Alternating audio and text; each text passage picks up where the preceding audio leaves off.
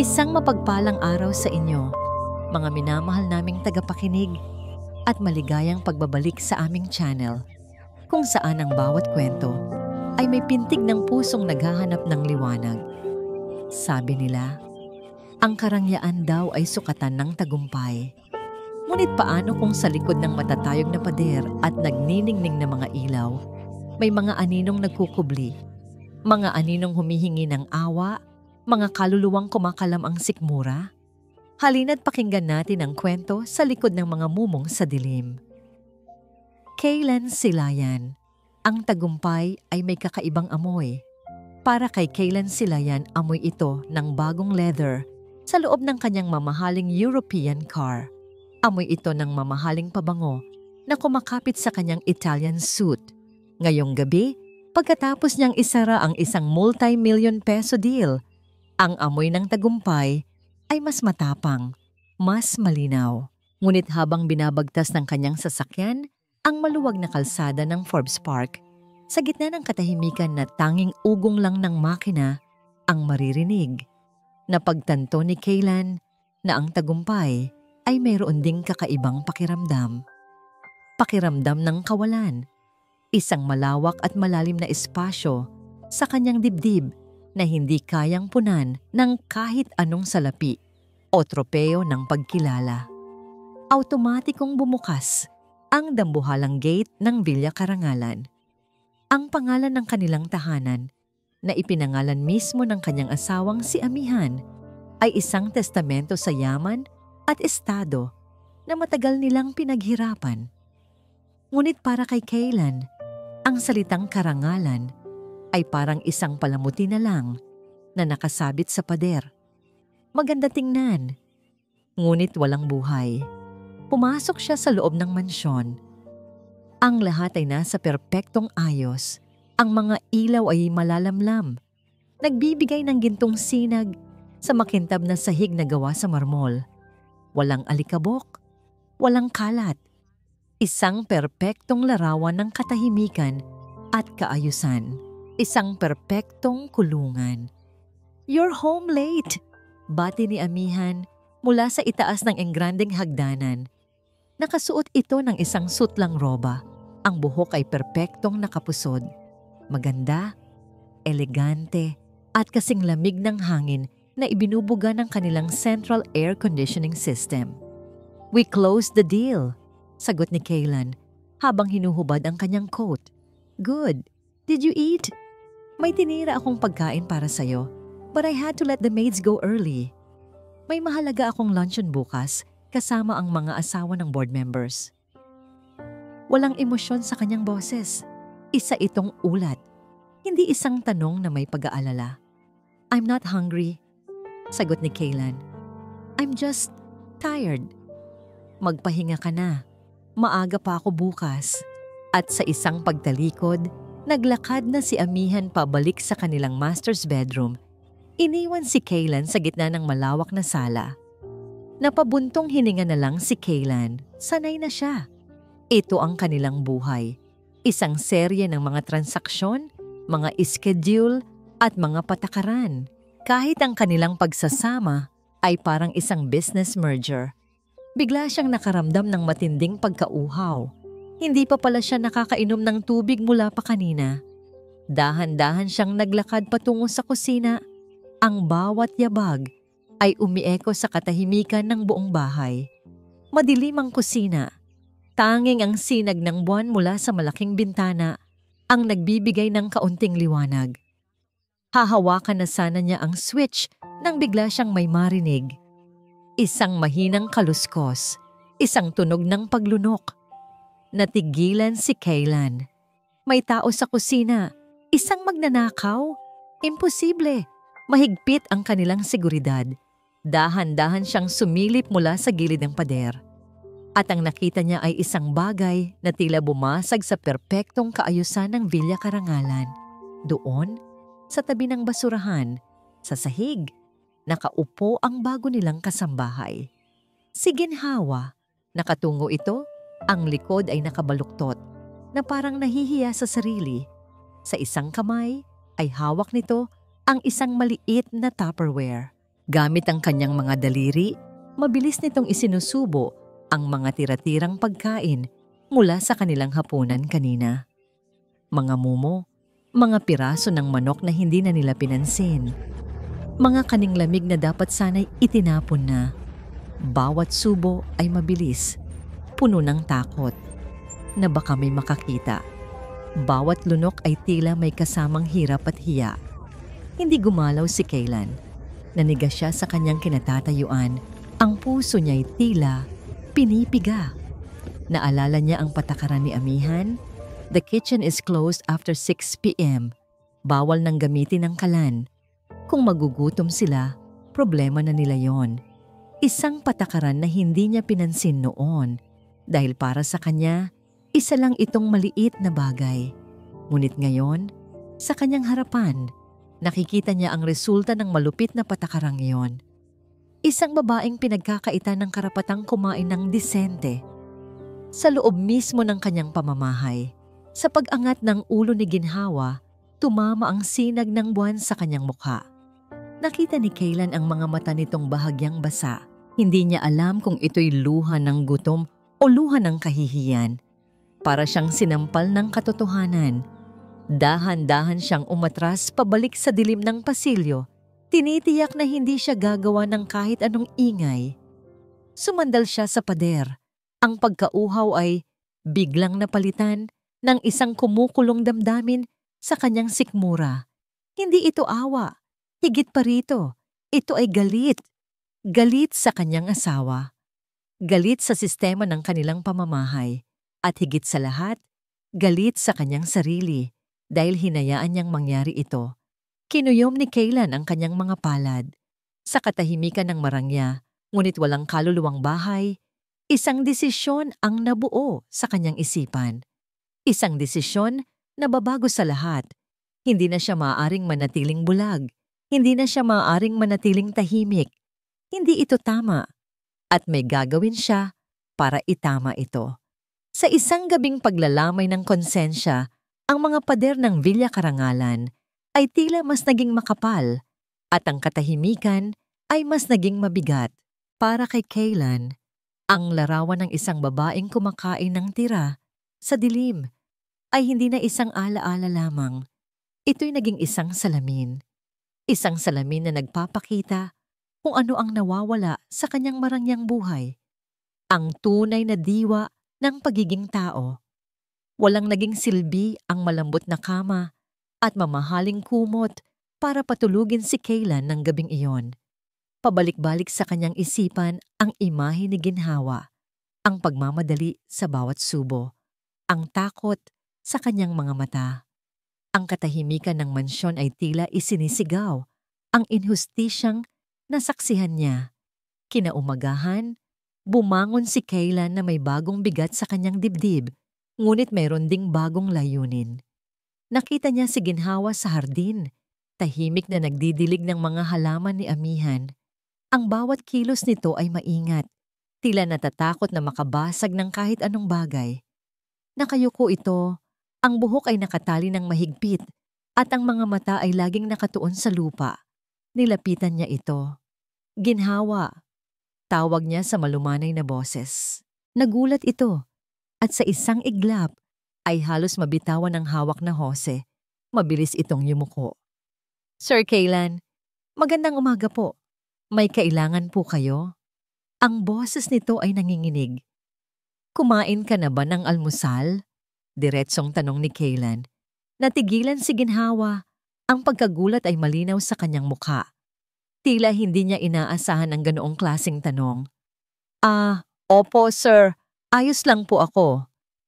Ngunit ang mga mata nito ay hindi makatingin ng diretso sa kanya. Ang mga mata nito ay nagsasabi ng ibang kwento. Isang kwento ng pag-iwas at takot. Alam ni Kaylan na hindi niya makukuha ang katotohanan mula rito. Masyado itong natatakot sa kanya, sa kanila, sa mundong ito. Kaya't nang paalis na siya papuntang opisina, kinausap niya ang taong matagal na niyang pinagkakatiwalaan, ang kanyang personal na driver, si Mang Romy.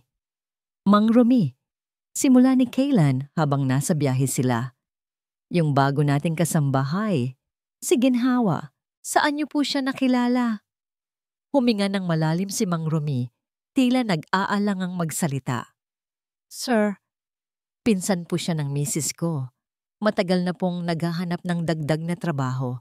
Kaya nang marinig kong kailangan ni Ma'am Amihan ng bagong katulong, sinubukan ko po siyang irekomenda. Dagdag na trabaho? Pag-uusisa ni Kaylan. Dito na nagsimulang magkwento si Mang Rumi. Ang bawat salita ay tila isang patak ng asido na tumutulo sa puso ni Kaylan. Ikinuwento niya kung paano iniwan si Ginhawa ng kanyang asawang nalulong sa sugal matapos ibaon sila sa utang. Ikinuwento niya kung paanong mag-isang itinataguyod ni Ginhawa ang kanyang 3 anak na babae, isang nasa elementarya, 2 nasa high school. 3 po ang trabaho niyan, sir. Sabi ni Mang Rumi, ang boses ay puno ng respeto para sa paghihirap ni Ginhawa. Sa umaga, naglalabada sa isang bahay sa kabilang subdivision. Sa hapon hanggang gabi, dito po sa inyo. At kapag Sabado't Linggo, tumatanggap pa ng paglilinis ng mga condo unit. Halos hindi na po natutulog yan para lang mapag-aral at mapakain ang mga anak niya.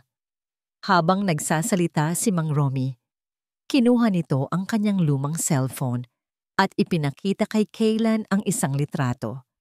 Isang kupas na litrato ni Ginhawa, mas bata, mas masaya, kasama ang 3 batang babae na nakangiti ng pagkatamis-tamis. Ang mga ngiting iyon. Ang mga ngiting iyon ang tuluyang bumasag sa puso ni Kaylan. Ang milyones na kinita niya kagabi, ang lawak ng kanilang bahay, ang dami ng pagkain na itinatapon lang nila araw-araw. Lahat ay naging isang malaking sampal sa kanyang mukha. Pagdating niya sa kanyang opisina, hindi niya magawang magtrabaho. Nakatayo siya sa harap ng malaking bintanang salamin, tanaw ang buong syudad ng Makati. Ang mga nagtataasang gusali ay tila mga bantayog ng tagumpay. Ngunit ang nakikita lang niya ay ang mukha ng 3 batang babae na umaasa sa kanilang inang kumakain ng tira sa dilim. Hindi na ito tungkol sa awa. Ito ay tungkol sa pananagutan. May kapangyarihan siya. May kakayahan siyang baguhin ang sitwasyon. At kung hindi niya ito gagawin, para na rin niyang sinabing sang-ayon siya sa kalupitan ng mundong ito. Buong araw, iyon lang ang nasa isip niya. Pag-uwi niya ng hapon, hindi na ang karaniwang pagod ang dala niya, kundi isang nag-aapoy na determinasyon. Naabutan niya si Amihan sa kanilang lanay, nagkakape kasama ang 2 nitong kaibigang sosyal. Ang kanilang tawanan ay maririnig, puno ng mga kwento tungkol sa kanilang huling biyahe sa Europa at mga planong pamimili sa Hong Kong. Hindi sila pinansin ni Kaylan. Dumiretso siya sa gitna ng kanilang pag-uusap. Natigil ang kanilang tawanan. Lahat ng mata ay napunta sa kanya. "Excuse me, everyone," sabi ni Kaylan. Ang boses ay kalmado, ngunit may bibigat na hindi maaring baliwalain. Tumingin siya ng diretso sa mga mata ni Amihan. "I just want to announce something." Naghihintay si Amihan. Ang mga kilay ay bahagyang nakataas. Nagtataka sa biglaang pag-abala ng kanyang asawa. Simula bukas, pagpapatuloy ni Kaylan, ang bawat salita ay malinaw at matatag. Si Ginhawa ay magtatrabaho na para sa atin ng full-time.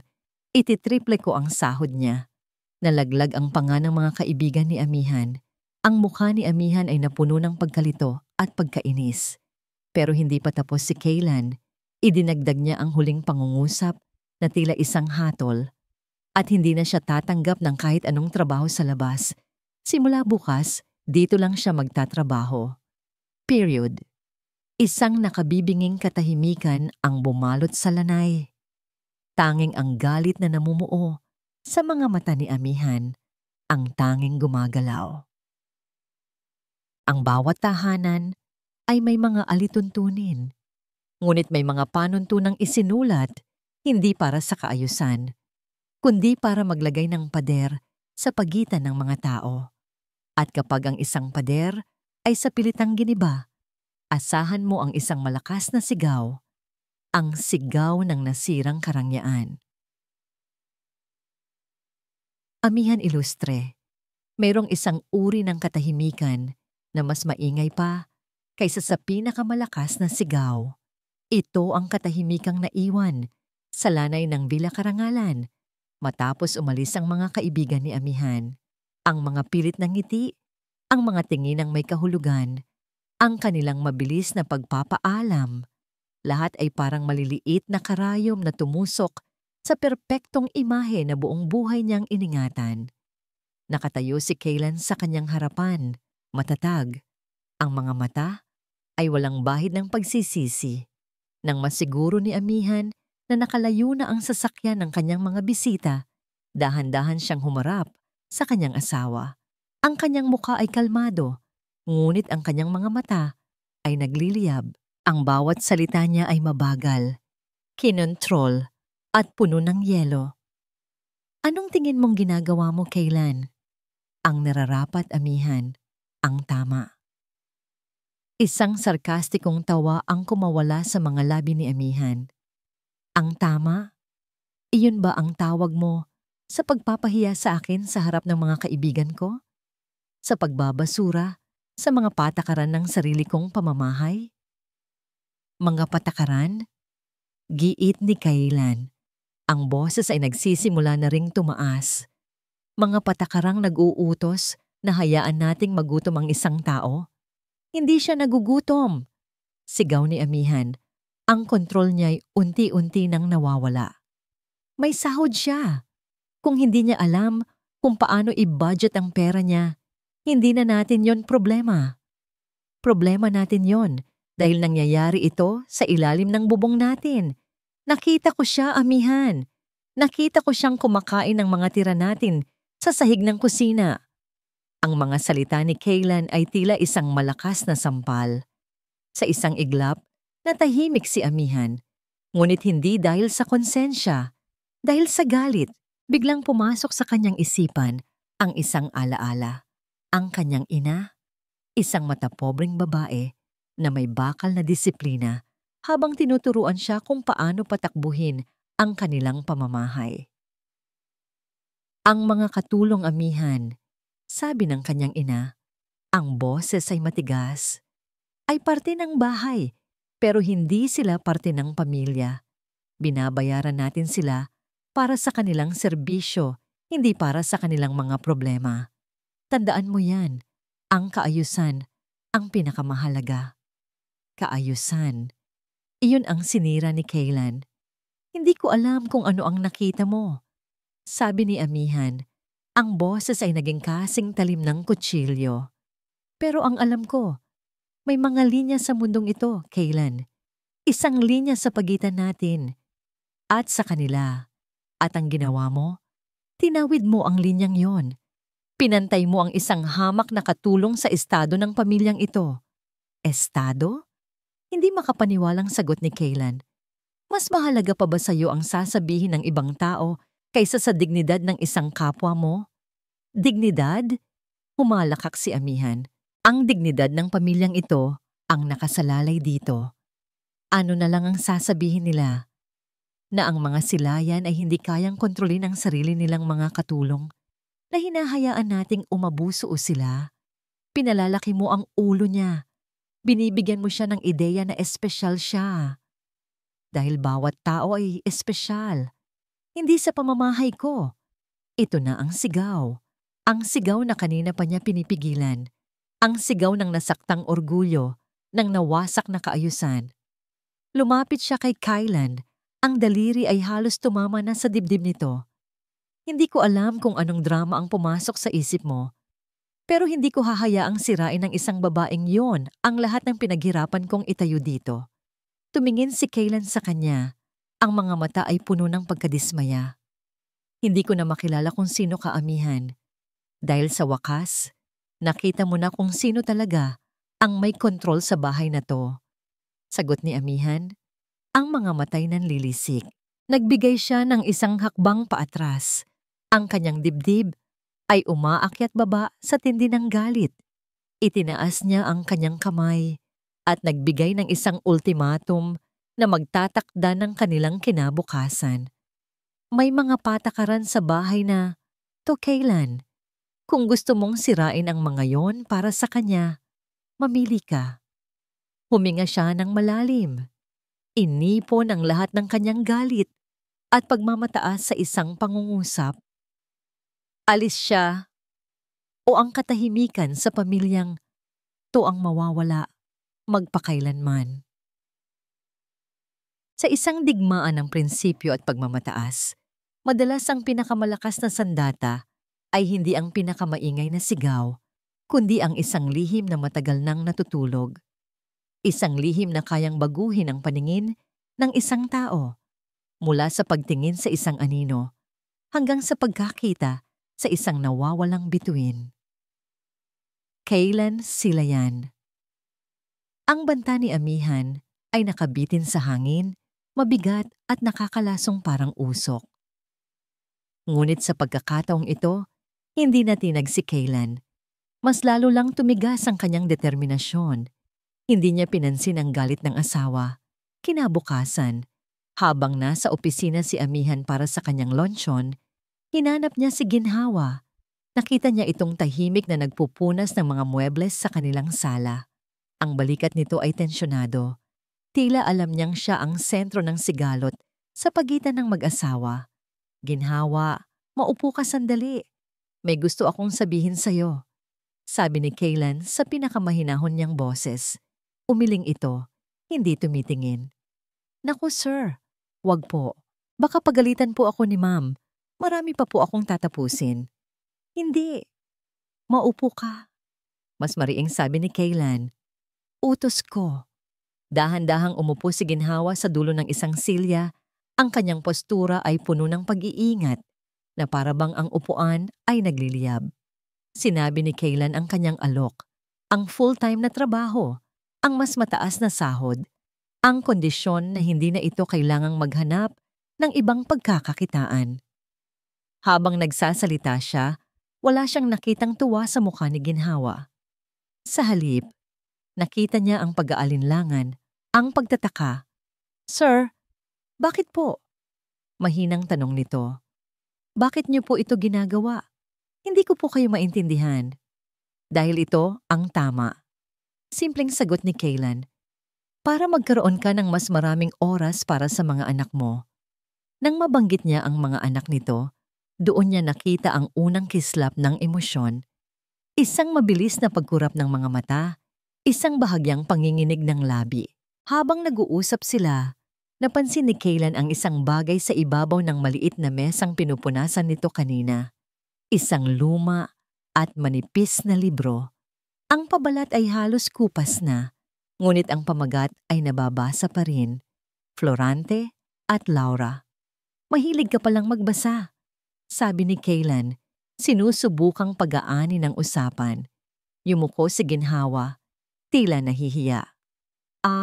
Opo sir, paminsan-minsan po, kapag may oras, pampalipas antok lang po. May kung anong pamilyar sa paraan ng paghawak nito sa libro. Isang uri ng paggalang at pagmamahal. At may kung anong pamilyar din sa pamagat ng libro. Isang malabong alaala ang biglang pumasok sa kanyang isipan. Isang silid-aralan, isang guro na may nag-alab na pagnanasa habang tinatalakay ang bawat taludtod ng obrang iyon. Ang pag-ibig, kapag dalisay at tapat, sabi ng alaala sa kanyang isipan, ay kayang tumawid sa kahit anong balakid, maging sa kamatayan. Napailing si Kaylan, guni-guni lang siguro. Tinanggap ni Ginhawa ang alok, bagamat may pag-aalinlangan. Matapos ang kanilang pag-uusap, bumalik si Kaylan sa kanyang personal na library, isang lugar na bihira na niyang pasukin. Habang naglalakad siya sa pagitan ng mga estante ng libro, hindi maalis sa isip niya ang eksena kanina. Ang libro. Ang paraan ng pagsasalita ni Ginhawa, kahit simple, ay laging wasto at may bigat. Isang hindi maipaliwanag na puwersa ang nagtulak sa kanya patungo sa isang lumang baul sa sulok ng silid. Binuksan niya ito. Amoy ng alikabok, at lumang papel ang sumalubong sa kanya. Sa ilalim ng mga lumang dokumento, nakita niya ang hinahanap niya kahit hindi niya alam na yun pala ang kanyang hinahanap. Ang kanyang college yearbook. Makapal ito at mabigat. Dinala niya ito sa kanyang mesa at pinagpagan ng alikabok. Dahan-dahan niyang binuklat ang bawat pahina. Ang mga larawan ng mga kabataang puno ng pangarap ay ngumingiti sa kanya. Binuklat niya hanggang sa marating niya ang section ng faculty and staff. Tiningnan niya ang mga pangalan sa ilalim ng College of Arts and Literature. At doon, tumigil ang kanyang mundo. Isang larawan ng isang babae.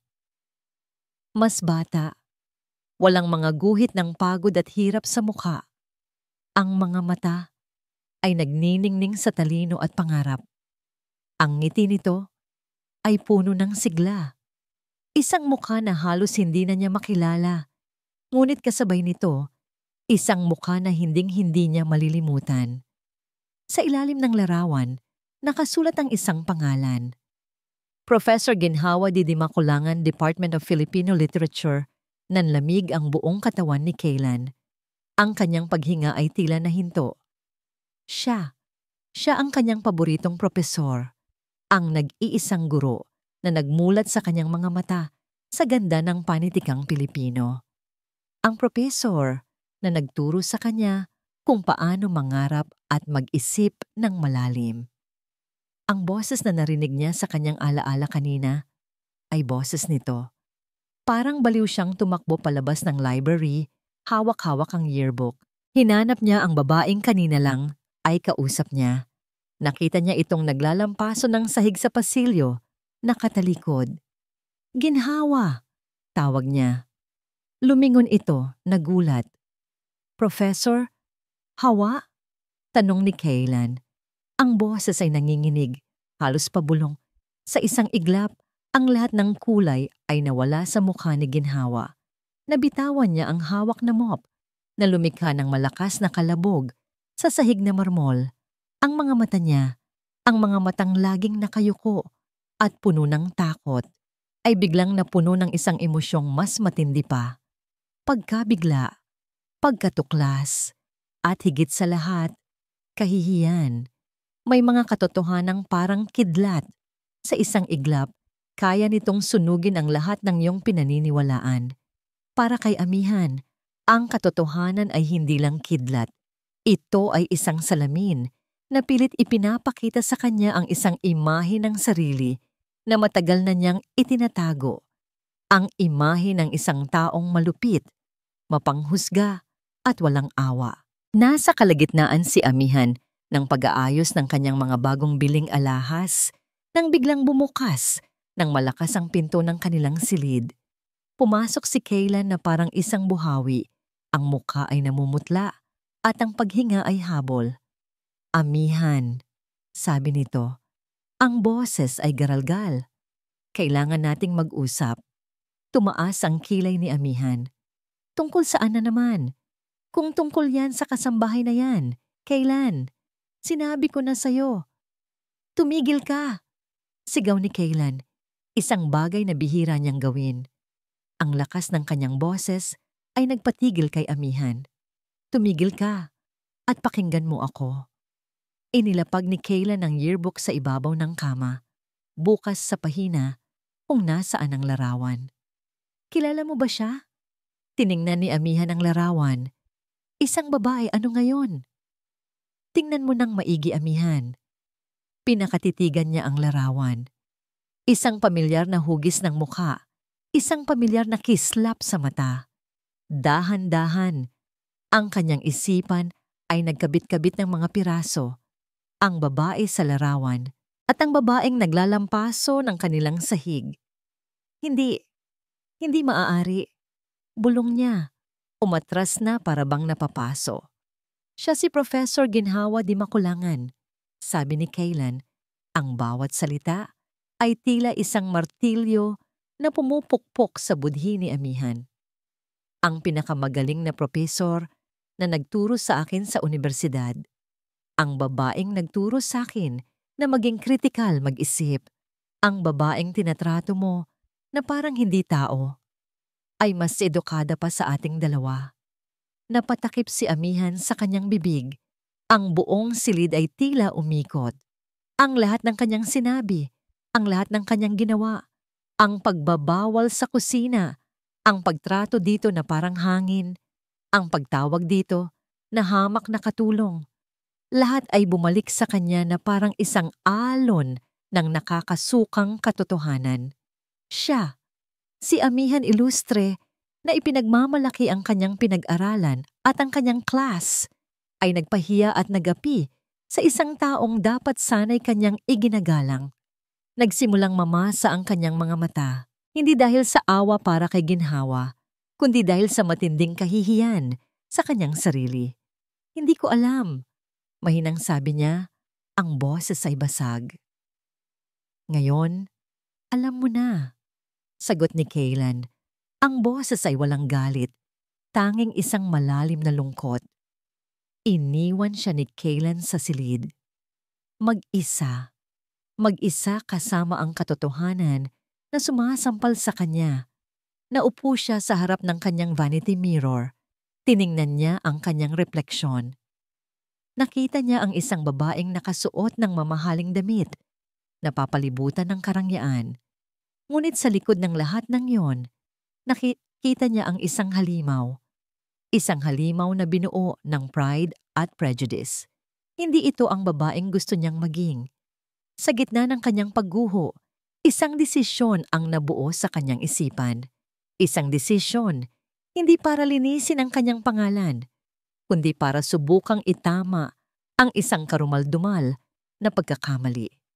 Nanginginig ang kanyang mga kamay habang kinukuha ang kanyang telepono. Hinanap niya ang isang pangalan sa kanyang contacts, isang pangalan na madalas niyang tawagan para sa mga chismis at social gatherings, pero ngayon ay tatawagan niya para sa isang bagay na mas malalim. Si Tita Elena, isa sa mga pinakamakapangyarihang miyembro ng Board of Regents ng isang kilalang unibersidad. Tita, simula niya nang sagutin nito ang tawag. Pilit pinapatatag ang kanyang boses. I need a favor, a very big one. Kinailangan niyang lunukin ang kanyang pride. Kinailangan niyang magmakaawa. Ikinuwento niya ang isang bersyon ng katotohanan na may isang datihang propesor na gusto niyang tulungang makabalik sa pagtuturo. Matapos ang tawag, huminga siya ng malalim. Ito pa lang ang simula. Bumaba siya at nakita niya si ginhawa sa may pintuan. Dala ang isang maliit na bag. Nag-aayos na ito ng gamit para umalis. Nilapitan siya ni amihan. Sa unang pagkakataon, tiningnan niya si ginhawa hindi bilang isang katulong, kundi bilang isang kapwa babae. Saan ka pupunta? Tanong ni amihan. Ang boses ay halos hindi marinig. Aalis na po, ma'am. Sagot ni ginhawa. Hindi pa rin makatingin. Pasensya na po sa abala. Huwag kang umalis, sabi ni amihan. At sa pagkakataong ito, ang kanyang boses ay puno ng isang emosyong hindi pa naririnig ni ginhawa mula sa kanya. Isang boses na puno ng pagsisisi. Ako ang dapat humingi ng tawad. Natigilan si ginhawa at sa wakas ay nag-angat ng tingin. Ang mga matay puno ng pagkalito. May inayos ako, pagpapatuloy ni amihan, habang iniiwas ang kanyang tingin dahil sa hiya. May inayos akong interview para sa'yo sa St. Augustine University. Mas lalong naguluhan si ginhawa. Para sa posisyon bilang isang lecturer. Sabi nila, ang pangalawang pagkakataon daw ay isang biyaya. Ngunit para sa isang taong matagal nang namuhay sa anino, ang biglaang pagbalik sa liwanag ay hindi lang biyaya. Ito rin ay isang nakakasilaw at nakakatakot na hamon. Ito ang paglalakbay pabalik sa isang mundong akala niya'y tuluyan na niyang tinalikuran. Ginhawa di makulangan ang mga salita ni amihan ay umalingaw-ngaw sa isipan ni ginhawa na parang isang panaginip. Isang interview sa isang unibersidad bilang isang lecturer. Ang mga konseptong ito ay tila mula sa isang nakaraang buhay, isang buhay na matagal na niyang ibinaon sa limot. Hindi siya makapaniwala. Ngunit nakita niya sa mga mata ni Amihan ang isang bagay na hindi niya pa nakikita dati. Sinseridad. Isang sinseridad na may bahid ng malalim na kahihiyan. Sa huli, wala siyang nagawa, kundi pumayag. Hindi dahil na naniniwala siyang may pag-asa pa, kundi dahil wala na siyang ibang pagpipilian. At dahil sa kaibuturan ng kanyang puso, may isang maliit na bahagi sa kanya na nangungulila. Nangungulila sa amoy ng mga libro, sa tunog ng heso sa pisara, sa mga matang sabik matuto. Ang araw ng interview ay isang pinaghalong pag-asa at pagdurusa para kay Ginhawa. Sa unang pagkakataon, sa loob ng maraming taon, kailangan niyang harapin ang kanyang sarili sa salamin, hindi bilang isang kasambahay o labandera, kundi bilang si Professor Di Makulangan. Si Amihan mismo ang tumulong sa kanyang pumili ng isusuot. Kinuha nito mula sa sariling aparador ang isang simpleng beige blazer at itim na slacks. Habang isinusukat ni Ginhawa ang mga damit, ang eksena ay puno ng nakakailang na katahimikan. Walang salitang namutawi. Ngunit sa kilos nilang dalawa, may isang hindi nakikitang tulay na unti-unting nabubuo. Isang tulay ng pag-unawa at pagsisisi. Pagdating niya sa universidad, ang bawat hakbang ni Ginhawa sa malawak na campus ay tila may bigat. Ang mga pamilyar na tanawin, ang library, ang mga gusali ng bawat kolehiyo, ang mga estudyanteng nagtatawanan, ay tila mga multo mula sa nakaraan na sumasampal sa kanya ng katotohanang ang mundong ito ay matagal na siyang iniwan. Hindi ko na to kaya. Bulong niya sa sarili. Handa nang tumalikod at tumakbo palayo. Ngunit biglang pumasok sa isip niya ang mga mukha ng kanyang 3 anak na babae.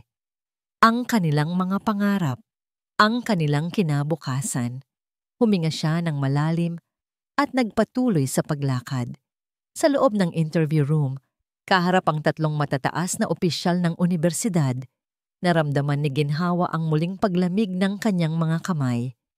Sa simula, ang kanyang boses ay nanginginig. Ang mga sagot niya ay putol-putol. Ang anino ng pagiging isang kasambahay ay tila nakakapit pa rin sa kanya. Ngunit nang tanungin siya ng dean tungkol sa kanyang pilosopiya sa pagtuturo ng panitikang Pilipino, isang bagay ang nagbago. Isang apoy ang biglang sumiklab sa kanyang mga mata. Nawala ang takot, nawala ang hiya. Napalitan ito ng purong pagnanasa. Nagsimula siyang magsalita tungkol kay Balagtas, kay Rizal, sa kung paanong ang literatura ay salamin ng kaluluwa ng isang bansa. Ang kanyang mga salita ay dumaloy na parang isang ilog. Malinaw, malakas, at may dalang agos ng karunungan na mangha ang mga interviewer. Sa kanilang harapan, hindi na isang babaeng may mababang loob ang kanilang nakikita, kundi isang tunay na alagad ng sining at edukasyon. Pagkalipas ng ilang araw, dumating ang tawag. Tanggap siya. Ang balita ay nagdala ng isang uri ng ligaya na matagal nang hindi nararamdaman ni Ginhawa. Nang ibalita niya ito sa kanyang mga anak, ang kanilang mga sigaw ng tuwa ay naging musika sa kanyang pandinig. Iyon ang unang gabi sa loob ng maraming taon na nakatulog siya nang may ngiti sa kanyang mga labi. Ang unang araw ng klase, nakatayo si Ginhawa sa labas ng pintuan ng classroom. Ang kanyang puso ay kumakabog ng napakabilis. Nakasuot siya ng damit na pinahiram ni Amihan. Hawak ang isang libro at ilang piraso ng heso. Huminga siya ng malalim. Para sa mga anak ko. Pumasok siya sa loob. Ang mga estudyante ay maingay, nag-uusap, nagtatawanan. Ngunit nang makita nila siya, unti-unting humina ang kanilang mga bulungan hanggang sa isang katahimikan ang bumalot sa buong silid. Ngumiti siya. Isang ngiting may halong kaba. Magandang umaga. Ako si Profesor Ginhawa Dimacolangan at ako ang magiging guro ninyo sa panitikang Pilipino. Nagsimula siyang magsulat sa pisara. Ramdam niya ang mga matang nakatitig sa kanya. Ramdam niya ang paghuhusga, ang pag-usisa. Ngunit hindi niya ito ininda. Nasa kalagitnaan siya ng pagpapakilala sa sarili ng isang boses ang bumasag sa katahimikan mula sa likurang bahagi ng silid. "Excuse me, ma'am." Isang estudyanteng babae na may mamahaling bag at mayayabang na mga mata ang nakataas ang kanyang cellphone na para bang kumukuha ng litrato o video. "Teka lang," sabi ng estudyante. Ang boses ay malakas at puno ng panunuya. "Parang pamilyar ka. Ikaw ba yung katulong sa litratong to?" Sabi ng mami ko, kaibigan daw niya yung bagong amo mo. Ipinakita niya ang screen ng kanyang cellphone sa mga katabi. Isang litrato na kuha sa isang social gathering sa Villa Karangalan. Naroon si amihan at ang kanyang mga kaibigan. At sa likuran, sa gilid, ay isang malabong imahe ni Ginhawa na may hawak na tray ng inumin. Isang nakabibinging katahimikan ang bumalot sa buong silid-aralan. Ang bawat pares ng mata ay lumipat mula sa cellphone pabalik kay Ginhawa. Ang hawak niyang heso ay nabitawan niya. Lumikha ng isang maliit, ngunit matalim na tunog nang bumagsak ito sa sahig. Ang lahat ng pag-asa at kumpiyansa na inipon niya ay gumuho sa isang iglap. Ang mundo ng mga libro ay muling naglaho at siya ay ibinalik sa sahig ng kusina, kumakain ng mga mumo sa dilim. Ang nakaraan ay isang anino-nino na laging bumubuntot. Maari itong gamitin ng iba bilang sandata upang tayo'y saktan at ibagsak. Ngunit ang anino ring iyon, kapag hinarap ng buong tapang, ay maaaring maging patunay ng ating lakas. Isang testamento sa bawat pagbangon mula sa dilim. Nakatayo si Ginhawa sa harap ng klase, ngunit hindi na niya sila nakikita. Ang mga mukha ng kanyang mga estudyante ay lumabo at naging isang malaking mantsa ng paghuhusga. Ang tanging naririnig niya ay ang malakas na kabog ng kanyang dibdib at ang nakakainsultong tanong na umuulit-ulit sa kanyang isipan. "Ikaw ba yung katulong?" Ang kahihiyan ay isang lason na mabilis kumalat sa kanyang buong sistema. Nanlamig ang kanyang mga kamay, nanuyo ang kanyang lalamunan. Gusto niyang tumakbo. Gusto niyang magtago at wag nang magpakita kailanman. Ito na nga ba ang kabayaran sa kanyang pangangarap? Ang bumalik sa isang mundong hindi na para sa kanya, para lamang ipamukha sa kanya kung saan siya tunay na nabibilang. Ang estudyanteng nagtanong at ang mga kaibigan nito ay nagpipigil ng tawa. Ang buong klase ay tahimik. Hindi alam kung ano ang gagawin. Naghihintay sa kanyang reaksyon. Nagsimula siyang umatras. Isang hakbang. 2. Handa na siyang talikuran ng lahat.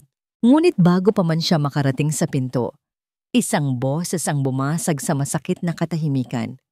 At ano naman kung siya nga? Isang binatilyong estudyante mula sa gitnang row ang tumayo.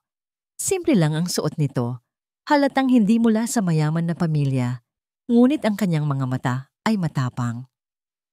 Anong masama kung naging katulong siya? Ang pagiging katulong ba ay krimen? Natigilan ang nang-insultong estudyante. Hindi yon ang punto ko. Hindi. Iyon mismo ang punto mo. Giit ng binatilyo. Humarap siya sa buong klase. Nandito tayo para matuto mula sa isang propesor. Hindi para alamin kung ano ang ginawa niya, para lang mabuhay at mapakain ang pamilya niya. Ang ginagawa mo ay hindi lang kabastusan. Bullying yan. Ang mga salita ng binatilyo ay parang isang malakas na sampal sa mukha ng bawat isa. Biglang may isa pang estudyanteng babae na naglakas loob magsalita. Tama siya. At saka, ang galing kaya niyang magpaliwanag kanina. Ngayon lang ako na-excite ulit sa Filipino subject.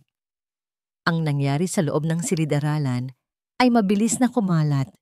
May isang estudyanteng palihim na kinukunan ng video ang buong pangyayari.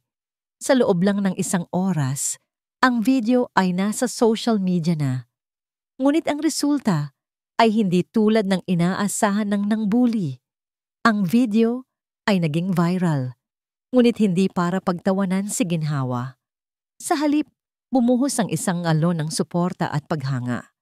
Ang kwento ng isang dating propesor na nagtrabaho bilang kasambahay para itaguyod ang kanyang mga anak at ngayon ay nagbabalik sa pagtuturo ay kumurot sa puso ng libu-libong tao. Ito ang tunay na guro, sabi ng isang comment. Saludo kami sa iyo, Ma'am Ginhawa, sabi ng isa pa. Park Professor of Substance ang naging trending na hashtag. Kinaumagahan, pagpasok ni Ginhawa sa campus, ramdam niya ang pagbabago. Ang mga estudyante ay bumabati sa kanya, ngumingiti. May mga nag-abot pa ng bulaklak. Ang dean ng kanilang kolehiyo na inulan ng mga positibong email at tawag ay personal siyang sinalubong. Professor Di Makulangan, sabi ng dean, ang mukha ay puno ng paggalang. We are immensely proud to have you in our faculty. Nang pumasok si Ginhawa sa kanyang klase, ang dating tahimik na silid ay sumalubong sa kanya ng isang malakas na palakpakan. Ang estudyanteng nang insulto sa kanya ay wala roon. Hindi na pumasok dahil sa kahihiyan. Nakatayo si Ginhawa sa harap, sa gitna ng palakpakan. Ang mga luhang kanina'y pinipigilan niya ay tuluyan ng bumagsak. Ngunit hindi na ito mga luha ng hiya o sakit. Ito ay mga luha ng pasasalamat, ng paglaya, ng tagumpay. Tumingala siya, hinayaan ang mga luha na dumaloy. Ang anino ng kanyang nakaraan ay hindi na isang bagay na kanyang itinatago. Isa na itong medalya, isang simbolo ng kanyang katatagan. Sa wakas, pagkatapos ng napakatagal na panahon, naramdaman niyang muli siyang buo. Ang buhay ay isang mahabang paglalakbay. May mga pagkakataong madapa tayo. At pakiramdam natin ay wala ng pag-asa. Ngunit sa bawat pagsubok, sa bawat sugat na naghihilom, mayroong isang aral na naghihintay. Ang tunay na ginhawa ay hindi lamang isang pangalan. Ito ay ang kapayapaan na matatagpuan natin sa ating sarili kapag buo na nating tinanggap ang ating kwento. Mula sa dilim patungo sa liwanag. Ilang linggo na ang nakalipas mula nang mangyari ang insidente sa klase ni Ginhawa. Ngayon, ang campus ay naging isang kanlungan, hindi isang larangan ng labanan. Ang kanyang kwento ay hindi na isang panggagalingan ng kahihiyan, kundi isang pinagmumulan ng inspirasyon. Nakatayo si Ginhawa sa harap ng kanyang klase, ang kanyang tinig ay matatag. At ang kanyang mga mata ay nagniningning. Nagtuturo siya tungkol sa filibusterismo, ngunit hindi lamang ito isang simpleng pagsusuri ng nobela. Ginagamit niya ang kanyang sariling karanasan upang bigyang buhay ang bawat karakter, ang bawat salita. Si Sisa, sabi ni Ginhawa, ang kanyang mga mata ay nakatingin sa bawat estudyante. Isang ina na handang gawin ang lahat para sa kanyang mga anak. Maraming sisa sa lipunan natin ngayon. Mga inang nagpapakahirap, nagtitiis, nagtatago ng kanilang mga sugat para lang mabigyan ng kinabukasan ang kanilang pamilya. May kinuha siyang libro sa kanyang mesa, hindi isang textbook, kundi ang Florante at Laura na lumang-luma. May mga sandaling pakiramdam ko, ako si Florante na nakagapos sa gitna ng gubat. Nawalan ng pag-asa, nawalan ng dignidad. Ngunit sa bawat pagbangon, natutunan ko na ang tunay na karangalan ay hindi nakikita sa kung anong meron tayo, kundi sa kung sino tayo, sa kabila ng lahat ng nawala sa atin. Ang kanyang mga estudyante ay nakikinig ng mabuti. Ang bawat isa ay tila nakikita ang kanilang sarili sa kanyang mga salita. Hindi na lang siya isang propesor na nagtuturo ng literatura. Isa na siyang propesor na nagtuturo ng buhay. Sa likurang bahagi ng silid, Sa isang hindi gaanong kapansin-pansin na upuan, nakaupo si Kaylan. Katabi niya si Amihan. Pareho silang tahimik, sumusunod sa bawat salita ni Ginhawa. Para kay Kaylan, ang kanyang dating propesor ay hindi na lang isang guro. Isa na itong bayani. Ang buong karanasan ay nagpabago sa kanya. Ngayon, aktibo na siyang sumusuporta sa mga proyekto para sa edukasyon at kapakanan ng mga inang nag-iisa. Ang kawalan na dati niyang nararamdaman sa kanyang dibdib ay napalitan ng isang malalim na pagpapahalaga sa bawat buhay at sa bawat kwento. Si Amihan naman, na minsan ay puno ng pagmamataas at paghuhusga, ay nagbago ng husto. Ang kanyang pagiging miyembro ng social elite ay hindi na niya ginagamit para sa pansariling kapakinabangan, kundi para makatulong. Ngayon, aktibo na siya sa isang NGO na nagbibigay ng scholarships sa mga deserving na estudyante mula sa mahihirap na pamilya. Nakita siya minsan ni Kaylan na nagboluntaryo sa isang feeding program. Ang mga kamay ay marumi sa paghahanda ng pagkain, ngunit ang kanyang mukha ay may ngiting matagal nang nawala. Ang kanyang relasyon kay Kaylan ay mas matatag na ngayon, batay hindi sa perpektong imahe, kundi sa pag-unawa at paggalang. Tiningnan ni Kaylan si Amihan, nahuli nito ang kanyang tingin. Nagbigay siya ng isang ngiti, isang ngiting punong-puno ng pag-unawa at pagpapatawad. Ang kanilang pamilya ay hindi na perpekto, ngunit mas totoo na ito, mas may kaluluwa. Tinapos ni Ginhawa ang kanyang pagtalakay. Ang bawat isa sa atin ay may sariling gubat na nilalabanan. Ngunit tandaan ninyo, hindi natin kailangang mag-isa. At sa huli, ang pinakamahalagang aral na matututunan natin ay hindi mula sa mga libro, kundi sa bawat sugat na ating nilampasan at sa bawat pagbangon. Tumingin siya sa kanyang mga estudyante. Pagkatapos ay sa malawak na bintana kung saan ang araw ay dahan-dahang lumulubog, nagbibigay ng gintong liwanag sa campus, naiisip niya ang kanyang mga anak, ang kanilang kinabukasan, ang kanilang mga ngiti. Sa wakas, pagkatapos ng napakahabang paglalakbay sa dilim, naramdaman ni Ginhawa ang kapayapaan, ang tunay na ginhawa.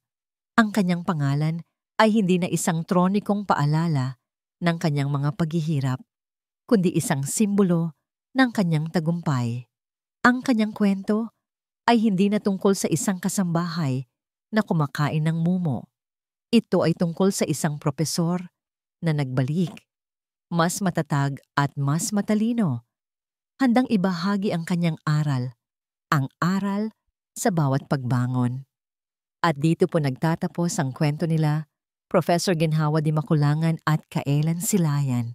Isang paglalakbay na nagturo sa atin na ang tunay na karangalan ay hindi nakikita sa yaman o estado, kundi sa kapangyarihan ng isang pusong handang tumayo, umunawa, at bumangon, gaano man kadalas madapa.